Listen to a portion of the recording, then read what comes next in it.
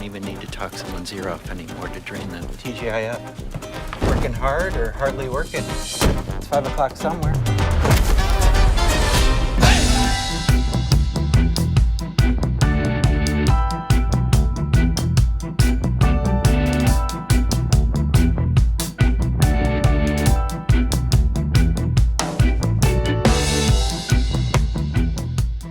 There's a lot we don't know about Colin Robinson, some things he doesn't even know.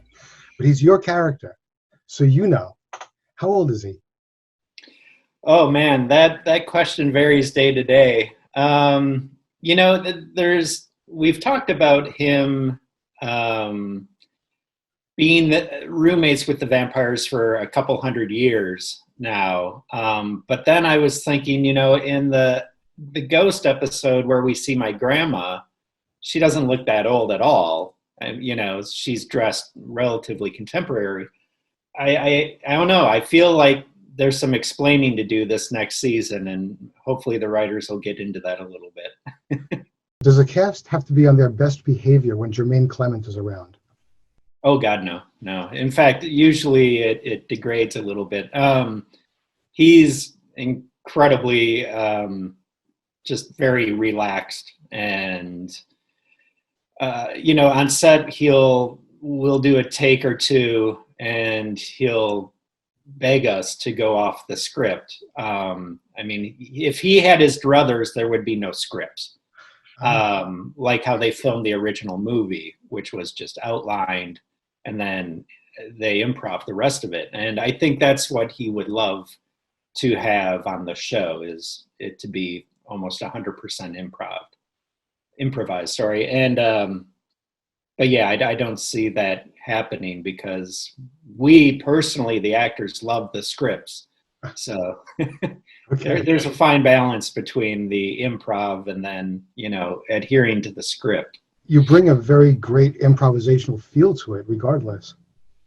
Yeah, there is, again, there's probably 40%, 30% improvisation going on. So even when it's written, you still put it in your words at times. That's not to take away from the writing, because the writers have really honed in on our voices and are writing scripts that are very much in our characters. So it's just a great show to be able to act on, because you already know you can't be unfunny with the script.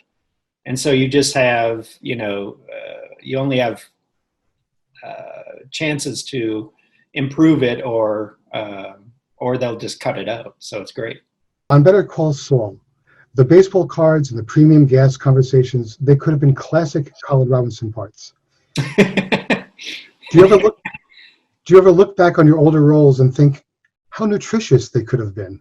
Yeah, it's interesting that some of those characters, even Nate on The Office, I saw a tweet the other day about how Nate on The Office was also kind of an energy vampire in some respect. I think, I think we're lumping in the kind of weirdos I play with energy vampires as a whole. And hopefully I'm defining what an actual energy vampire is, instead of just someone on the outer edges of society. Steaks and holy water and crosses are all fine for killing vampires, but what's an energy vampire's biggest nemesis? The perennial optimists in our world are hard for Colin Robinson to deal with, because they kind of just go along with him. And of course, obviously, other energy vampires and emotional vampires are a nemesis to Colin Robinson. But yeah, I think upbeat people, which is a nemesis to me in my personal life. So it kind of goes hand in hand. Actually, on the first season, you fell in love with another energy vampire. Yeah. How was it having the tables turned? Yeah, it was really fun. Vanessa Bayer and I had been friendly before before she was cast, and so I had always wanted to work with her, because she's incredibly just very quick and very brilliant, and you believe her instantly when she's on the screen. And so I was really, really excited that that's who they cast. And yeah, once I realized that, my energy was also being drained, it became an issue for our love life, which is a lot of relationships. So nothing out of the ordinary there. As a comic performer, what do you get out of telling purposely bad jokes to suck the air out of the room? I kind of enjoy making people uncomfortable. I find it very, very funny. And you see it in some of my stuff I've done, like this. I would go on these morning shows as this yo-yoist called K-Strass, and you can find him on YouTube, and that's perfectly my sense of humor, where other people are uncomfortable, but I'm still the butt of the joke. I'm the idiot.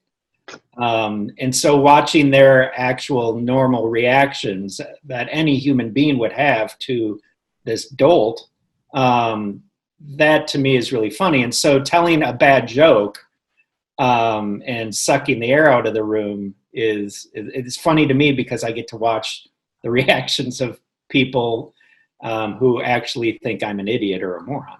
And that's endlessly funny to me. Have you ever annoyed yourself during taping? At the Super Owl party where I was adjusting the controller on the TV, that was annoying. I mean, that I would be so annoyed if someone did that to me. And while I was doing that, it kind of got on my nerves. So I think that's a good example. The Vampire Council, actually last year, you were actually part of the Vampire Council. You represented Staten Island. So how come in this season you were on the stand?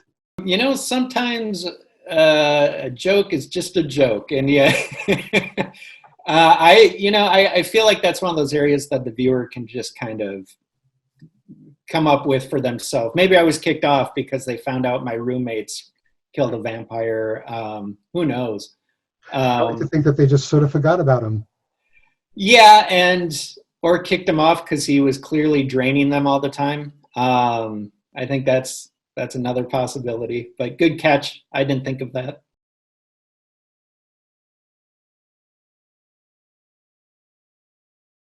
Like the sound of this video?